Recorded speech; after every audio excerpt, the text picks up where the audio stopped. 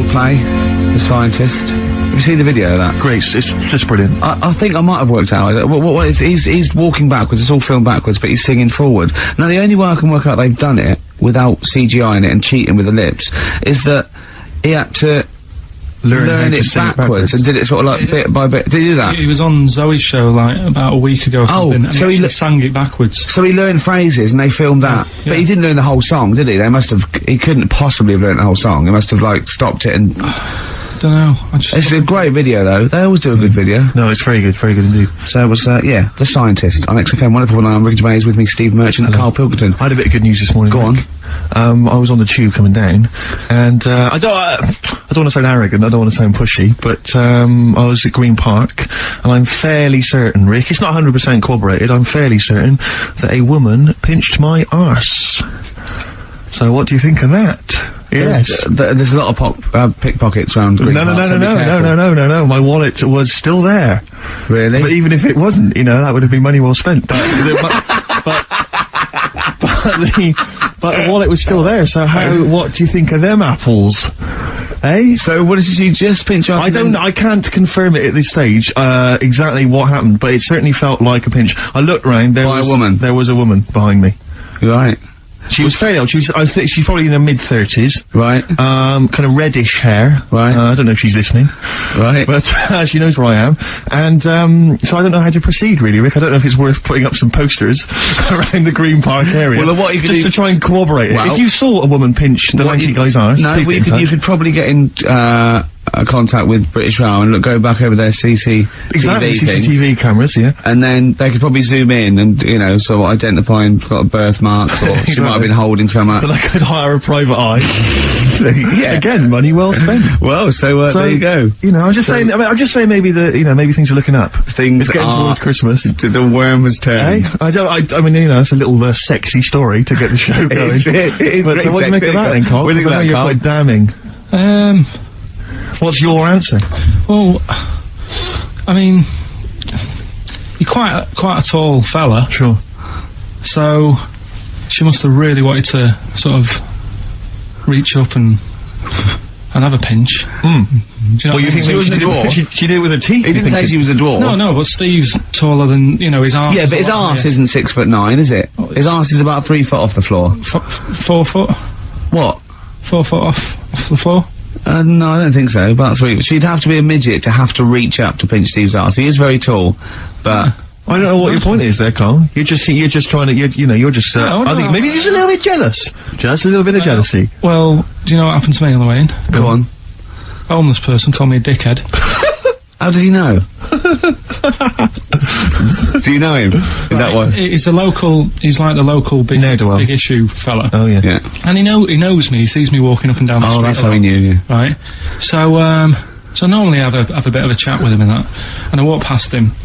And, you know, I can be a little bit cheeky with him, because I've been cheeky with him in the past with stuff. You pinched his arse? No, just, you know, saying stuff like, God, you're always there, I mean, you got home to go to, and stuff like that. Yeah, just breaking the ice, go on. He knows, and he'd laughed at that, right, last time, so I thought I can be a bit cheeky, right? So he goes, do you want a big issue? I said, no. He said, come on, I've got loads of them, right? So I sort of said, when I was a kid, and I used to do a free paper around the free papers one. I said, just put them in the bin and go home. Right? And he went, yeah, but how am I going to get any money doing that, you dickhead?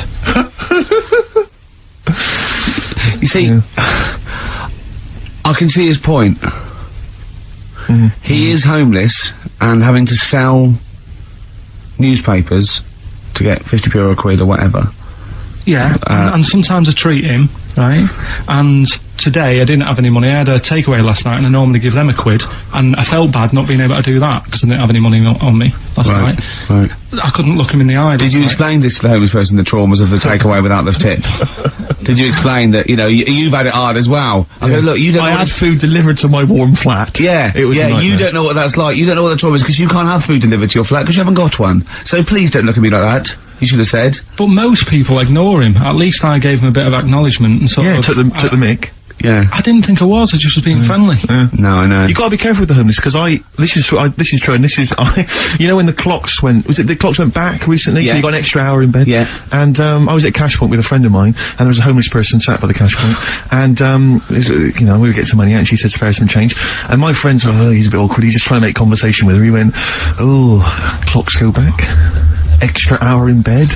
Oh no. I gave her £2. I felt so bad. He didn't do it intentionally. He didn't realise what he'd said. Just making conversation. Bumbling. It's tricky making conversation with the homeless, because there's so many areas you've got to avoid. You know, what was on the telly. Yeah. You know. Although I get recognised by homeless people and think, are they, I don't know where... Well, you've got to remember, that's very much your demographic, Rick. Yeah. You know, people who watch TV through the window of Dixon's. Yeah, in Dixon's. Yeah, there was a... Ricky Gervais is on. Yeah. Well, they can smell the alcohol on you. They think you're one of them. Oh, I've had to cut down on that. I've been really good with this training thing. The boxing. Play a record and I'll tell you about that. I had my first week of training. I'm in trouble. I'm struggling. What do you want to play? Oh, we've got a bit of, have we? Stone Roses classic. Feeder, Come Back Around, XFM 104.9, Ricky Gervais, Steve Merchant, Karl Pilkington. Alright? Yeah, so I had my first week of training for this, charity boxing. For those people who don't know, I'm fighting Grant Bovey, Anthea Turner's husband.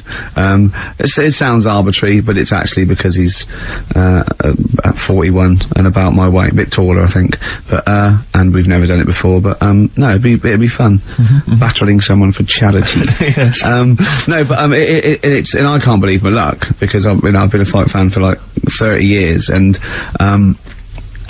they took me shopping, they bought me all the gear, and the training's great. It's really hard. I mean, it's, I imagine it'd be really hard, and it's probably slightly harder than I imagined. And the only bit I like, so I don't like all the exercise and all the stuff you've got to do. I like the bits that look a bit like something I've seen in a Rocky film. Right, sure. You know, we did that thing with the string along the ring, and I have to pop up and punch, and that. Right. That was great. Right, nice. Skipping's not bad. I'm trying to get good at that. I like that ball that you go. Are you any good at that? Is that? I'm getting good at it. And What's that teaching you, that particular thing? It's just the rhythm, is it? It's rhythm, and of course your arms are up for that long, so you've got to keep your guard up all the time. Yeah. So that teaches you to keep your arms up. And you were up at 6 this morning, you broke some raw eggs into a cup, and then you ran up the steps of the town hall, didn't you? I know. With loads of people following me, and I shouted, "Bovey!" at the top.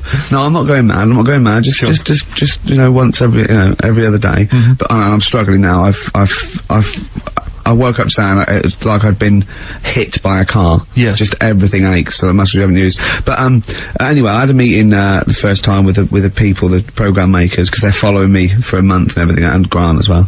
And they said, you need a sort of nickname, just for a laugh. And I went, what's Grant using? And they said, I think it's gonna use Gorgeous Grant Bovey, or Grant. I went, I don't know, so I better go against that. What about, Ricky Gervais? Yeah. Right? Yeah. And, yeah. So, anyway, I had a freaking with Frank Maloney meeting the next day, and it's sort of you know, you've got to do this nickname, and the bloke said, I checked out that name, you can't call yourself Jippo. I went, well, of course I can't. I was joking. He went, well, I said, what is racist? I was joking. I was making a joke about me, and then he went, I don't know. And then I went down to get the buy all the gear from this shop. They'd have the dressing game made? Yeah. And I was picking all the stuff. I was going, oh look, that's like Naz wore. Oh look, that's like Ali wore and I'm going, I'll have that, picking all the gear and everything. And there was a couple of boxers down there sort of like looking at me thinking, who's that fat bloke taking up boxing at 40? And I said, I wasn't. And the bloke went, oh yeah, how you doing? I went, oh yes, how long have you been in the game? He said, I've been boxing 20 years. So how many fights you had? He said, about 40. I said, oh yeah, help me, I've got to think of a nickname. And I thought, Ricky Balboa Gervais. He went, right. I went, or Ricky Marciano Gervais. He looked at me and went, what about Ricky Martin?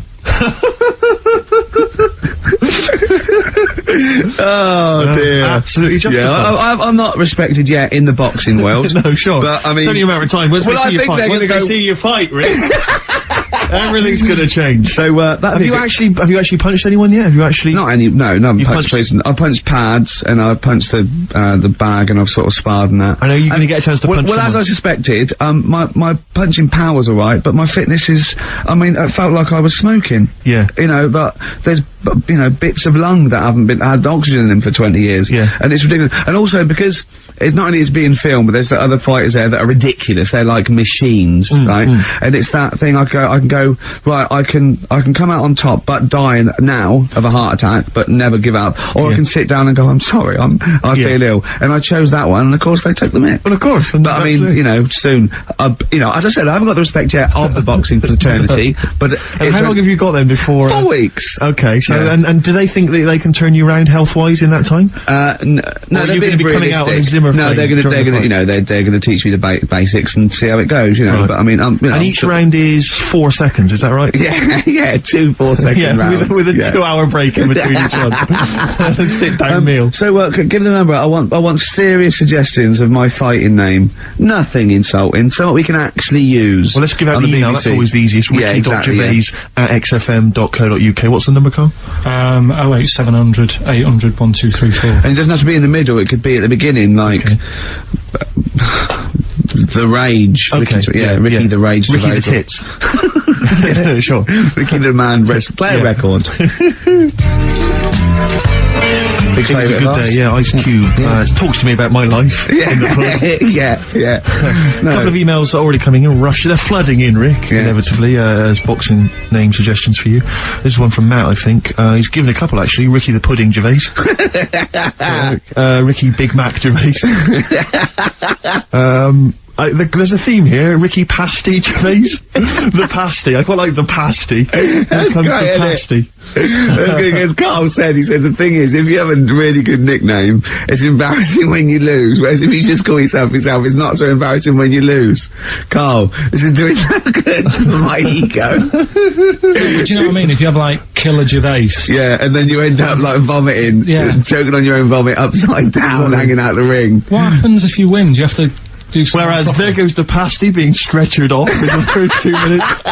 Yeah. It's not such a problem. There he is, being lightly basted. And chucked down a mine. What do you mean, what do I have to do?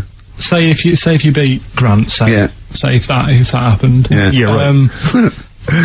What happens next? What do you mean, what happens next? What? Do you think, this is a contention fight for the big one? But do they, well, then we make Ricky 2. No, but you know, do you know if they're planning on making more money? Because it's for comic relief, isn't it? So what happens on the night? No, it's for a charity of our comic choice. relief would make sense. Yeah.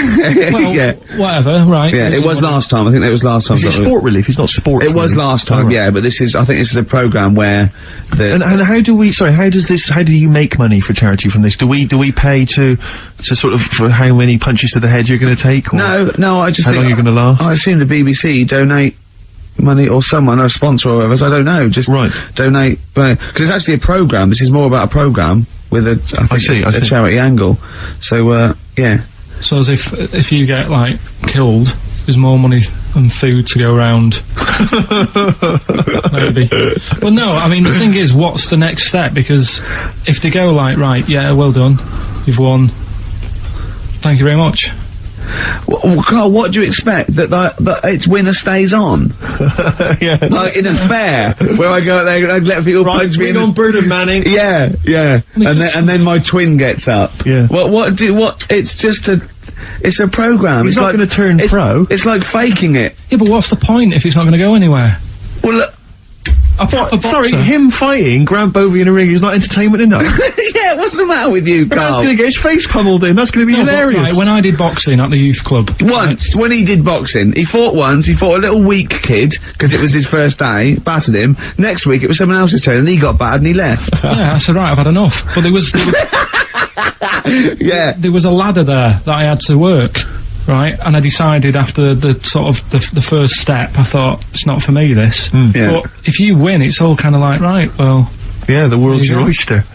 But it's a programme. It's just a one-off programme, isn't it? It's like, it is like, you gotta treat it like faking it. Yeah, but faking it, right, that little gay fella who ended up being a doorman, he's actually doing that as a proper job now or something, he loved it so much. Do you seriously think I have any intentions of getting into the fight game and leaving entertainment behind? Well, what's the point then? What do you mean? What's the point in watching television? It's entertainment. Or educational. I watch it to sort of soak in information. Well, this is educational. I'm learning a lot. I'm actually learning a lot, and I can't believe my luck. I've got professionals telling me, you know, hopefully how to lose weight and punch hard. That's just fun. It's like having golf lessons. Right, but say, I mean, here's an example. Go on. It's a nice way to plug it. We've got Rockbusters coming up in about 10 minutes or something, right? Now, look forward to that. people email in, and they don't just do it for fun. They do it because they know they've got some good prizes lined up. Right. So they're doing it because it gets them something. Yeah, my prize is that I've learned something in life. I've gone through an experience, and hopefully I'll come out in some way better if I don't get mashed. That's it. That's the prize. That's why we do anything, isn't it? I think this is an example of you, Carl, is that you give up too easy. Yeah, and you took up the box and you gave that up straight away. You think there's no point in anything? I did Crusaders for I think I lasted that out for about 4 weeks. What's Crusaders? Well, he was my mate, right? He was religious. Uh-huh. And I'm not, really. But... No, I mean, you believe in ghosts, though, and shadows pushing people off bikes. But go on. But it's the same time, I think I told you once before that I went to the church with this lad because I swore and he said he was going to tell me dad. Yeah. That was effing and jeffing. So he said, if you're going Is that how they get people to church nowadays? I love that little kid that, yeah, he hasn't got the idea of the protection game. There's nothing in it for him. Either you turn to religion or I tell your father. Right, so I went to church with him and that, and then the next week he said, I know that was rubbish and you didn't enjoy it. It's when I got kicked out for messing with a tennis ball in the pews, right? I don't think we've heard that, but I don't think we could possibly go into that now. Summed it up. Yeah. So, well, no, come on, we'll come back to that. You had a tennis ball and some pubes. No, in the pews. In the pews, right. Yeah. But anyway, so I went there and I said, I don't think much of this church thing, it's a bit boring. Sorry, and so you went to church and you ended up in the Crusades? No, it's called the Crusaders. What it is, it's meant to be the fun part of religion for kids. Right. And my mate said, oh, you want to come along? It's, you know, you go on a Friday night and do it on a Sunday as well. Right, so I went on the Friday night, it was brilliant. He had Sabutio. Played table tennis in this dead big old house. And what do they do at the end? Say, I hope you enjoy yourself. Remember, God gave you all this. Well, it's sort of, you know, enjoy the simple things in life. You don't need computer games. You can play table tennis and and talk with your friends. Yeah. And blah blah blah. So yeah, that's all right. I think you'd be happy in a young offenders institute. You get to clean the toilets there. But don't forget, Carl, I think God invented Nintendo too. Right. Well, anyway, so that was alright. I loved it on the Friday. Yeah. And my mate said if you go for 4 weeks in a row without missing a day, you get a free badge. And salvation. I don't like all this sort of being stuck in stuff. Do you know what I mean? That's what we had in school. Do you know what I mean? It's like, oh, every day. Yeah. Right, so, anyway, so you've got to come again on Sunday, so I thought, well, we'll have another game of table tennis, it'll be alright. Yeah. So anyway, I go on the Sunday. Who was this servant of God? Right. I go on the Sunday, it's like a totally different club, there's no table tennis. That's how they trick you. No Sabutio. Yeah. They start handing out Bibles. Oh. And it's like a timeshare thing. Hang on a minute, right? They trick you. So I didn't go again on Sundays. I used to just go on the Friday. Just go on the Friday. Brilliant. Brilliant. I'm amazed no one else thought through that. Well, the thing is, there used to be loads there on the Friday, so they won't even notice if I'm not, like, do you know what I mean? That I'm not showing up on a Sunday. So anyway, carried on, it was just this kid in the vicar. Oh, I love that. You got one over on the church. So I was loving it, right? Playing table tennis and that. And then, on a Sunday, they found out where I live, and the head fella started coming round, knocking on the door. God. He's everywhere, Rick. Why did he knock? The fella... Politeness. The fella who, like, ran the club, he started coming around knocking on the door, and I saw him coming up the path, and I said to my mum, oh, it's the fella from the Crusaders. She didn't even know what I was... No. She thought you were off nicking hubcaps and stealing cars. She didn't have a clue what I was talking about. You've been going to church? I don't believe it. Little bleeder. That's not how we brought you up. So, I said, look, just tell him I'm not in, tell him I'm not in, and she had to keep doing this, and they were coming round every Sunday to try and make me, like... Go on a Sunday. It was really important that I went and that I was abusing the system and all this. Anyway, I didn't go, and then... Why didn't they just tell you on next time we turned up on a Friday? No, well, because there was so many people there on a Friday, you just get mixed in the crowd. Right. It was jammed. It was well popular on a Friday. Right? But anyway, on one of the Sundays, it was quiet for a bit, and they stopped coming round. So I thought, right, I can go out again, right, on a Sunday, because I used to avoid hanging around the house. What sort of reign of terror is this? Incredible. Right. So I thought, it's like the Spanish Inquisition. So I thought, great, they forgot about me. Yeah. Everything, I can carry on in sort of normal life now. Yeah. And I was playing out in the avenue. Fella comes round. And he goes, there you are, you know, you're always busy on a Sunday. You enjoy Fridays and that, don't you? I was like, yeah. He goes, well, come on, you've got to come with me. And I couldn't get out of it. No. You know what I mean? It's like, what could I say? Charlie says. Right? Yeah. So, anyway, he nearly killed me in a car crash. So that was the excuse I used next time. He had a Mini, right? And he was driving us there, and he hit the curb, nearly sort of turned over the Mini. Right? There was like 3 of us in the back. So, I said... Is that a record? So... Next time, he came round to pick us up, I said, look, really enjoyed it and that. I said, but ever since that journey, I really, you know, I don't want to get in the car with you again, because it scared me a bit. And I said, alright then, I didn't have to go again. That's alright, isn't it? That's extraordinary. Yeah. He almost killed you in a car crash. That's parable. Thank God no one was hurt. Yeah. I remember that your life moves in incredible ways. Yeah. Rather like God. Yeah. So, they're probably round there now, aren't they? Going, is he coming tomorrow? What we got? Well, we're talking about the prizes next. Well, let's talk about the prizes. We've got the big game Rockbusters coming your way soon, Rick. I know you're excited about that. And is there more Educating Ricky this week? Have you got that planned? There is. We are struggling on that feature a bit now, because I feel like we've covered a lot of topics. Yeah, I know. Well, I know about hairy Chinese kids and deaf people that hit their head and can hear again. Sure. So I don't think there's lots more to learn in life. And the amazing Karl Pilkington. Right, prizes. Yes. List them. Rockbusters. Yeah. It's one of the big exciting quiz shows, and this may be one of your last chances to play. There's rumours that it's going to get ditched, Rick. Rumours that Karl Pilkington, the creator and mastermind behind it, has already grown tired of it. It's all from the way. You heard them earlier on, the very best of the Stone Roses. From that we played I Want to Be Adored. That's one of the prizes. That's a nice little Christmas compilation. Second hand now then, really, isn't it? Second hand, yeah. 50 years of the greatest hit singles. I'll tell you there's some great stuff on here. Opens, Rick, with Bohemian Rhapsody. One of the biggest number ones of all time. If you've not heard that enough already, you're followed then by John Lennon's Imagine, Candle in the Wind, Elton John. You've got all on one CD, Stephen. Well, these are some of the greatest rock minds. They've chosen some of the best songs by some of the best artists. Go on. Paul McCartney's Mull of Kintyre. That's on there. We've got let me see. That is pretty impressive though, because they are real big classic number ones, as opposed to, you know, the song by the artist they didn't really care about. You see those things on this is not available in the shops, and it's, you know, the second best song artists have done. It seems odd that we're giving it away on XFM because it includes Robbie Williams' Angels, Atomic Kitten's Whole Again, Spice Girls Wannabe, Kylie Minogue's Can't Get You Out of the Head, and I think it closes, well, it almost closes with Steps Tragedy. That's the penultimate track. It ends though, any ideas? Big hit single. But did they know it's Christmas? Band-Aid. Perfect for your Christmas party. Sure. We've also got the Groove Armada current album, is that from there?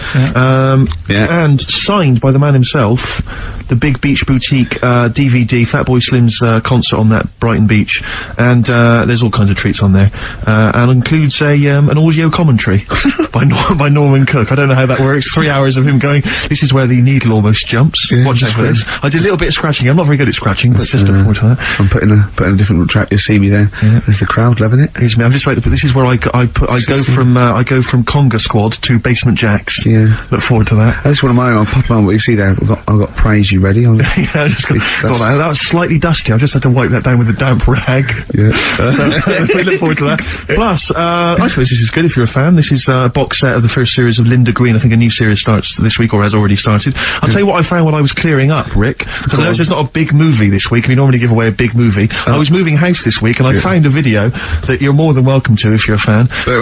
No, it stars Kurt Russell. Executive Decision. I've got that to give away if you're interested. Executive Decision with Steven Seagal in a cameo as well. So I think it's on TV this week, Rick. So if you miss it this coming Friday, you don't tape it this Friday. Well, here it is on video. Bring it in, because I think Carl's excited about that. I think Carl would like to win that, wouldn't you? Great prizes there. How about if you come up with an extra Rockbusters today? For the bonus prize. I don't think I'm the man for the job, Carl. I think it has to come from your unique take on the world. Carl, I don't think you've quite worked out why you're funny and why things you do are good. Go on then. Right, you ready then? So, just in case you haven't heard it before, I give you some initials of a band or an artist. We're not doing Rockbusters now, are we? Yeah, I thought, well, we've just... Oh, then we could keep that going. Then we got. Well, I love educating Ricky. That's my favourite thing now. Well, what do you want to do, Steve? I mean, let's hear the clues. It's just that he's sort of bigged up the prizes. And so this is only by email. Give the email address out now for people to write it down now, Carl. Right, it's ricky.gervais@xfm.co.uk. ricky.gervais@xfm.co.uk. Only entries on email. Yeah. You're gonna get 3 clues. You've got to get them all right. And you win all the You win all those prizes you said. Okay, Carl, go on then. Right, and just a quick example, one of the first ones we did, it was like AK, and the clue was exploding pet, and it was atomic kitten, right? Yeah. So you understand how it works now. These are your clues. The first one, that army has got some nice trenches. That army has got some nice trenches. Excellent. And the initials there are DW. Do you like some of the questions for 15 to 1? Go on. So that army has got some similar phrasing. Trenches, okay. Okay. The second one, what were the initials there, Carl, on that person? DW. DW. Yeah. Right, the second one, the top of them curtains are all wrecked. All the materials all worn. He acts it out though. We've got to get him on telly. We have got to get him on telly because his little face and his gestures. That's the second one. The initials being HV. Okay, the top of those curtains are wrecked. All the materials all worn out. Right, HV. And the final one is the final clue. I was in Texas the other week. Right, I tripped and landed on my knees in a puddle. What's the initials? WH for that one. So I was in Texas, I tripped up, landed on my knees in a puddle. So that's WH. Incredible. You've got it! Is it great? It's fantastic! Okay, time to join the record, Remember you're playing for these compilation albums. We got the Fatboy Slim DVD, Linda Green on VHS, and of course, Executive Decision, starring Kurt Russell as well. Oh, God! Bob Dylan. Just Like a Woman on XFM 104.9. Couple more names, boxing nicknames for you, Rick. I think this is from Josh. Ricky Blue Eyes, I quite like. And he's also put Toad Rage. Which I quite like. I'll tell you, our #1 fan is emailed again, I'm pleased to announce.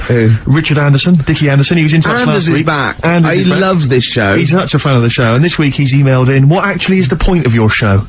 Is it to confuse, irritate, depress, or what? All of those things, Dickie. Thanks for noticing. Oh, he loves this show. He's such a fan. He's such a fan. He's because last week, you remember, Carl, he emailed in to say that he'd rather spend his time counting his feet than listen to this show. Presumably he's done that. Yeah. And he's decided to email in. Well, how many feet? Incredible. Yeah. No, but he loves this show. Good, yeah, so, thanks, R.A. Thanks for listening. See you later. Missy Elliott. Work it on XFM 104.9. Ricky Gervais, Steve Merchant, Karl Pilkington. Educating Ricky? Yeah. Should I do a bit of that? Well, the clues are coming in furious. The answers, I should say. Yeah. So go on then. Oh, this is what. Yeah, Rockbusters is well underway, Carl. Don't worry, you've done your work now. Okay. Right, come on. Right, educating Ricky. This is my favourite bit now. You're just gonna tease us, aren't you, with 3 headlines, if you And I'm gonna choose one, then we got the other 2 as well. Yeah, that's the way it works, and at the end of it, you learn some stuff. Like I say, I'm struggling a bit with knowledge. Yeah. At last he confesses. Yeah. Go on. So the 3 headlines for you to pick from, we've got, first one, we'll have a big fire tomorrow.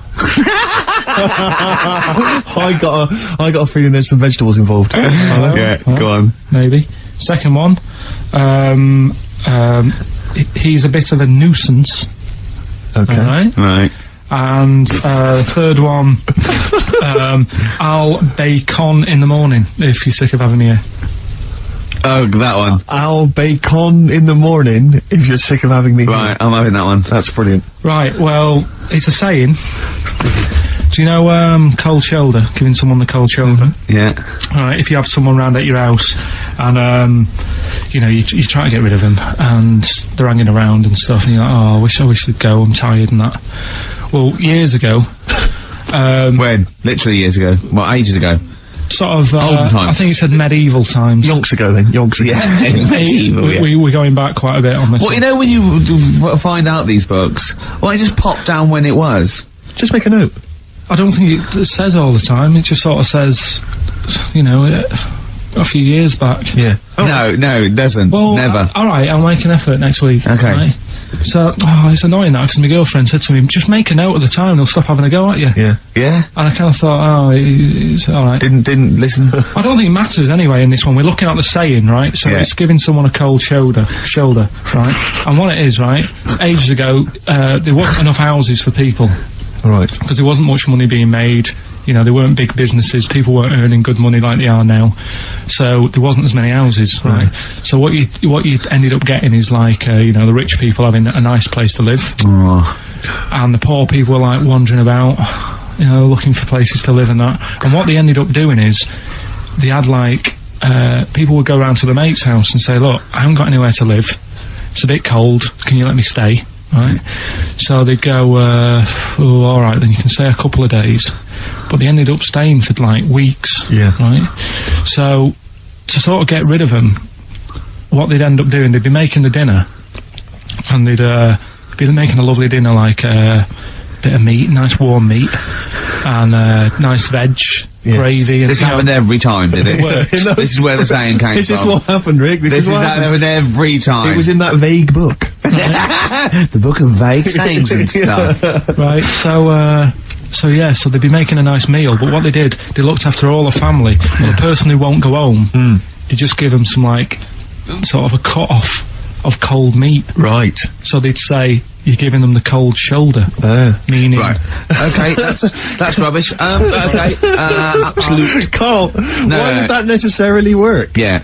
Why do they always, in every situation when you want to get rid of a lodger, well, still feed him every day, but make the meat lukewarm. So they always leave then. Yeah. Oh, this food's lukewarm, I'm gonna become homeless and again, they go, wandering the hold streets. on, are you giving me the cold shoulder? Yes. Do you want me to leave? Yes, just say leaving. No, I like to do it cryptically. That way, in years to come, someone will have a little saying about it. Well, yeah, that was our bacon in the morning. If you've had enough of meat, we'll leave that. Well, bacon in the morning! Oh, bacon in the morning if you've had enough of me! Come back. What are the others? Just tease us again with the others, we'll come back to those. You've got, he's a bit of a nuisance, and, we'll have a big fire tomorrow. Nice, looking forward to that. Nirvana, in their version of The Man Who Sold the World, a David Bowie tune. Yeah. Good tune. Taken from that new Nirvana compilation. I like that version, I like the David Bowie version. You can't decide, can you, Rick? You're torn. In fact, I like the Lulu version as well. Is there a Lulu version? Maybe we should play that one, wow. Rick. Yeah. Was this recorded, what, in the 70s? I think she recorded it about the same time as David Bowie. I don't know if he released it as a single. I think it was just off the album. Interesting. Carl is studying. Okay, what's the next one? What's the educating Ricky? I don't know, see, like I say, I was looking around and there's stuff that is interesting. Right, I was looking on the web. But there's no point. Well, it's just that I found one about, what's the point? About a lad who, 8 years old, but he's still breastfed. Now, I don't know if you can get anything out of that. Is that what his mum said?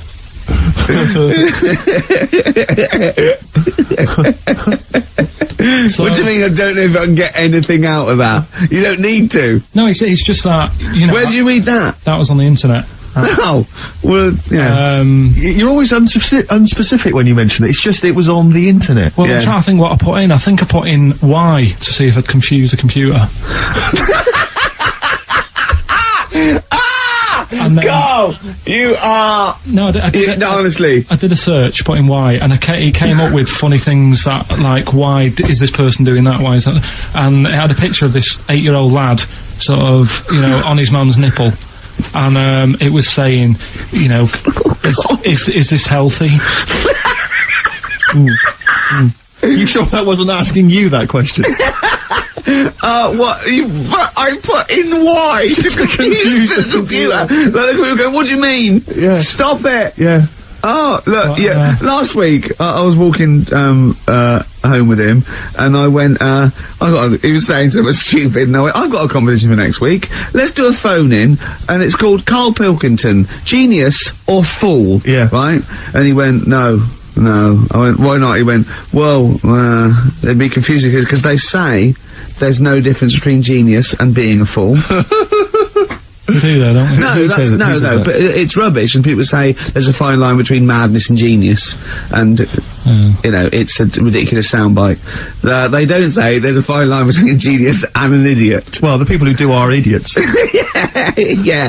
So what would you do there, though, just to sort of wrap that little thing up? What would you do? That lad loves his mum's milk. What are you asking me to come up with? No, I'm just... A title for the story? No, it's just what would you do? Right. What do you mean, what would I do? Well, it's causing a bit of a problem in the area, right? What area? In America, I think it was. Oh, America are a problem, are they? George Bush is worried about this kid who's breastfeeding at 8. Imagine it like this, right? Right.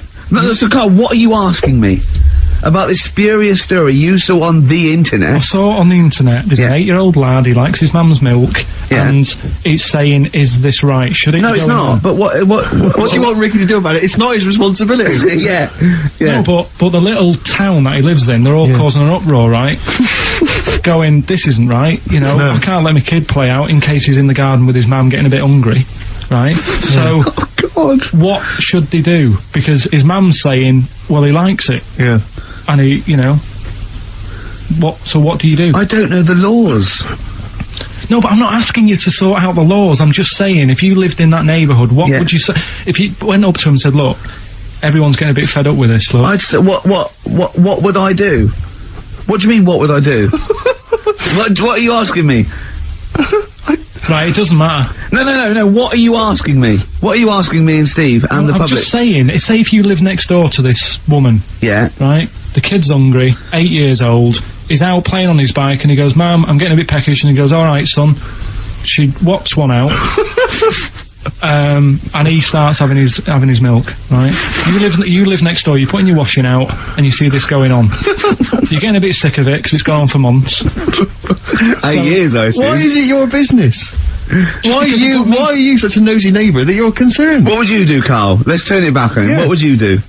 What's your solution? What would you do? Well, I thought I'd say, right, why are you doing this? And she'd say, because he likes it. And I go, alright then, put it in a bowl first. And you think that would sort that out? No, because I was thinking about the whole thing, right, and you do that when you're a baby, and everything's alright, innit? Yeah. No one bats an eyelid at a little baby having a bit of milk from its mum's breast, right? Yeah. You'd almost say it was natural. But you grow out of it. It's like, you don't see. It got me thinking about things you don't see. And you don't see... Did you put this into a computer? Show me things you don't see. What else don't you see? Well, you don't see, like, an old man having a Twix. You never... So what? You know the terrible thing about all this, Steve, is he's right. You don't see an old man eating a Twix. That's a terrible thing. So what they have got, right, they've made old man toffees, haven't they? They've come up with burgers. Is that a song? Oh God! You don't see it. No, listen now. So they've got their Werthers, right? Yeah. So, look at him! You think he's giving a lecture at Oxford? It's not going anywhere. No, go on, sorry. Go on. I'm just saying, right, you grow out of things. Yeah. And the old man, I'm sure when he was a kid, he'd have a Twix. Yeah. And now he doesn't look right, so he's having... It doesn't look right! So... Right. I don't think Werther's originals were specially designed for old people. I think they were sweets that just happened to have been made for years. That's why old people eat them. Yeah. They didn't go, hang on, there's a market here. I've noticed old people aren't eating Twixes. Quick, let's make some old man sweets. But the little advert, he gives it to his grandson as well, doesn't he? He goes, I have a Werther's original. Now, I think it cuts though before he throws it back in his face and get me a Twix. And a damn curly whirly, Grandad, you old fool.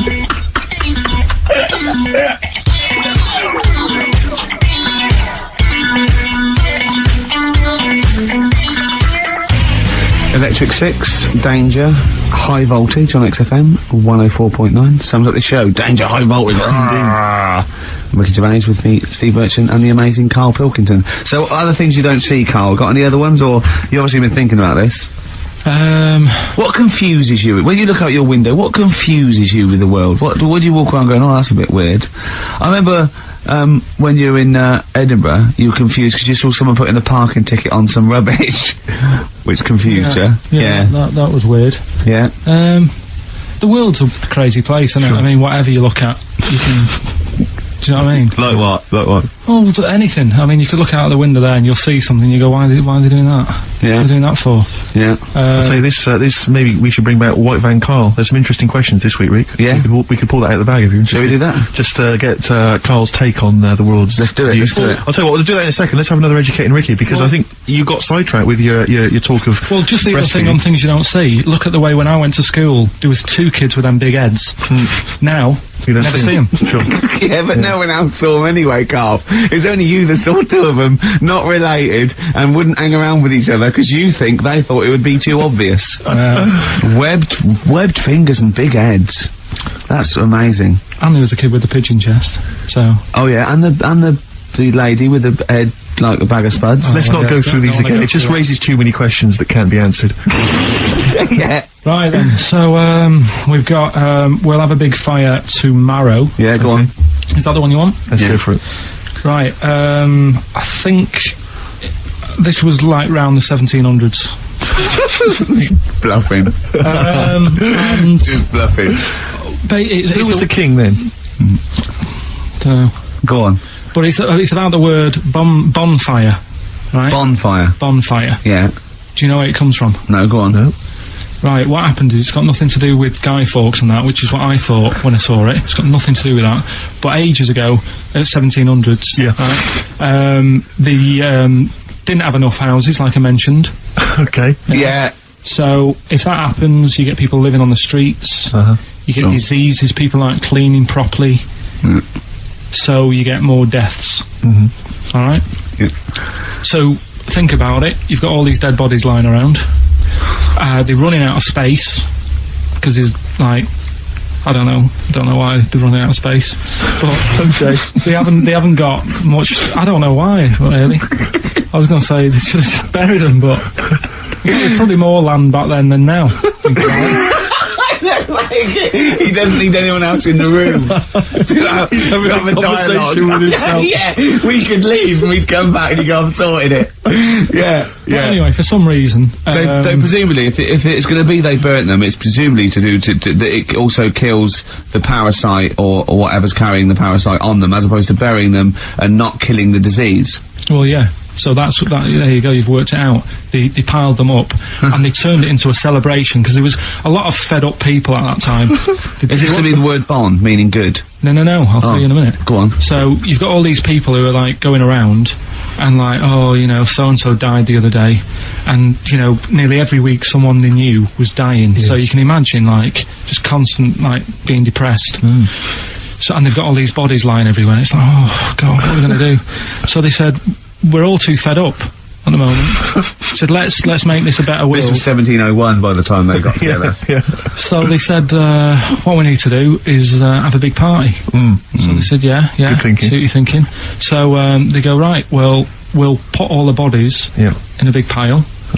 And they're all diseased and that, so they set fire to the bodies, and they said, let's have this as a celebration to remember them by, and you know, we'll have a drink and that, and have a chat. We'll have this big fire going, and it came from bone fire. Ah, right. So it was all the bones. Bonfire is bone fire. Yeah, excellent. Yeah, that's interesting. So that's how it came about. Yeah, in the 1700s. Yeah, that was. No, probably. I reckon it was 1600. Probably earlier. I reckon it was the plague. I reckon it came from. But interesting stuff. Interesting. Yeah. So that's. Did you celebrate Bonfire Night? Is that a big celebration for you? Do you like the fireworks? I'm sick of fireworks. I just think they're rubbish. Yeah, I'm not impressed. I've never been impressed by fireworks. Even as a kid, you know, you have to go to like sort of community kind of gatherings with a bonfire and fireworks, and some local vicar or whatever would come out. And but I also think the adults think the kids love it, and if they just got together and said, should we go to see it, they'd all go no. Absolutely. Let's not go this year. What would be better is if the vicar had wheeled out like a massive rocket, climbed in, gone last one to the moon as a bender, and then fired himself off. And that, I'd pay to see. That's a fireworks display I'd like to see. As it is, it's just rubbish. Oh dear. Yeah. That's excellent. I'm not keen. No. Sorry, what clue was that? We'll have a big fire tomorrow. Bone marrow. Bone marrow. Genius. Play the record. Oh God! Right, what's this? Go on. What, tell them, go on, just get on with it, because I just can't believe what you just said. What are we doing? Are we, final one? Yeah. Right, the last one, like I said... No. Say the record. Say the record you played, go on. This is, free association. Yeah, brilliant, right. Shadow would not. Yeah, and what did you just say to me just before this was ending? He just looked over at me and went, are there any animals without a brain? No, but hang on a minute. No, right. And I went, yeah, there's animals that he went, I was gonna talk about this, but it's sad. There's a lad born without a brain, and he laughs a lot, and his hearing and his sight's okay. I'll go, well, that's impossible. If he was without a brain, all that is impossible. And he went, well, it was in the magazine. No, it was in a book that somebody sent. Right. And I didn't want to bring it up, because it is a bit sad, really. Now this, young lad, there's a picture of him sat there with his mum, and, Carl! Well, Carl! I'll forget it. It's impossible. Well, there must have been more to the story, He can't not have a brain. Hearing and sight is a concept within the brain. That's all it is, right? Yeah. The ears are just receptacles. They're just, So. But that's why it was in this book. It was a book of mysteries. Carl, if you're reading a book and you see a photo and you guess at what you think the story might be, that doesn't make it true. That doesn't make it fact. I looked at it because I thought he looks like an happy lad. Sure. And I read about it and I thought, that's weird. Like you've said, the fact that he hasn't got a brain but he can see and he can hear. No! Impossible! Well, impossible. Okay. Go on. I don't know who to believe. Listen, we haven't done it for a while. White Van Man. I thought there's some interesting questions raised today, and I think it might be nice to just put them Carl. I think we set Carl up again in the last hour as a person that people want to know they want his to know opinions on the world, if you're not familiar with it, on Saturdays the Sun newspaper asks a typical white van driver questions his opinions on the week's news, and we thought we'd throw these in the direction of Carl. And then what do you make of this teenage thug, Carl, Mickey Carroll, who spent 4 months in jail and he's won 9.7 million on the lottery? Is that justice? When you think of all the good people that are going hungry? And there's a lad there and he's won. Did he buy the ticket before he went in? No, I think he bought it once he'd come out. So he's done his time. He's done his time. Fair enough then, he's been punished. Yeah. Right? He's bought a ticket. He's had a lot of bad luck. Now he's having a bit of good luck. Right, next one. Are you concerned that now he's got all that money he could turn into like a sort of mastermind villain? Like a James Bond style villain? He's got a criminal streak, we know that. Is that a concern for you? Well, I mean, imagine that he could build some kind of underwater fortress. We don't, with my lawyer's hat on, we don't know that. Yeah, well. Well, he'd have to prove that he didn't have a criminal streak. I'd say, so you've been in jail for 4 months. Yeah, well, sometimes people are bad because they haven't got any money, so he might be just an angel of gold now, or whatever his name is. 1 in 5 children aged between 11 and 16 go on booze binge sessions at least once a week. That's terrifying news, isn't it? Kids, they know too much now. Yeah. You despair. I know, right? Yeah. Listen to this one, right? Go on. My dad had me niece in the car, right, running her to school one day, and she was in the back of the car with a mate, and they were chatting away about stuff like kids do. And he got onto the topic of one of the mates, and he said, I mean, you've got to remember, my niece, this point, was probably about 5 or 6, something like that, right? In the back of the car, talking about My Little Pony, whatever it is they play with. Subject changed. That Lisa in our class, she's a lesbian, isn't she? Right. That's what they were talking about. Yeah. Chatting away about it. Just openly talking about lesbianism. And probably, this is the topic that they're talking about in the pub when they're having one. Out drinking. Yeah. Yeah, but they might have thought a lesbian was a funny word or something. You don't necessarily know the ins and outs of it, do they? It's weird though, isn't it? Because when I was younger at school, you didn't you swore a little bit, but it wasn't like major swear words, and you sort of did a little bit of nicking, but nothing like they get up to now. I mean, my girlfriend, when she was about 7 or 8, she was walking to school with her mum, and she called her a C-U-N. Right? You are joking. No, she said, because she thought it was a big. She said she thought it was a big furry animal. She was being nice, and where'd you do that? Like, just heard it at school. So they might not know what it means. Well, I tell you, I'm gonna have to use kind of euphemisms here to tell this story, but when I was at school, I learned, the stronger version, it's not the same word, but it's very similar with one letter change. I'm gonna use twit. Yeah. You know the word I'm thinking of. Yeah. But I'm gonna use the word twit to replace it, right? And I went round... You think the twat? Yeah. Alright. That's what I'm thinking of. And, so can I say it? Am I allowed to say it? No, it's weird though, because some people from Cornwall use that like saying twit. So, if people listen in Cornwall... Do you know what, a twit is a pregnant goldfish? Well... Well, I learned the stronger version of twit. Yeah. Twat. For those that aren't sure.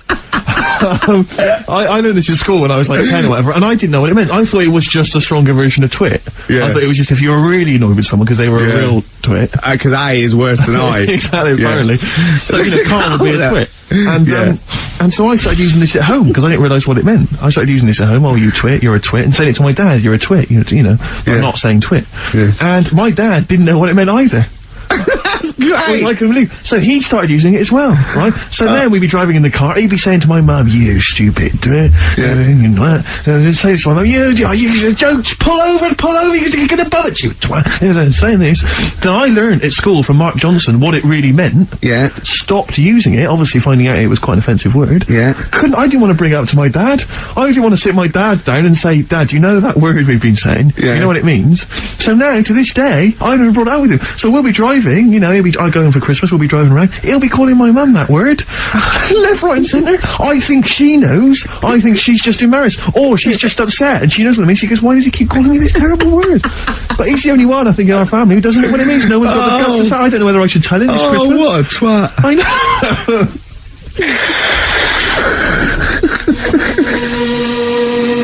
Good to hear that again. Always good to hear that. Suede. Animal Nitrate. Carl was all flustered because there isn't a record set up, and he's getting all tizzy.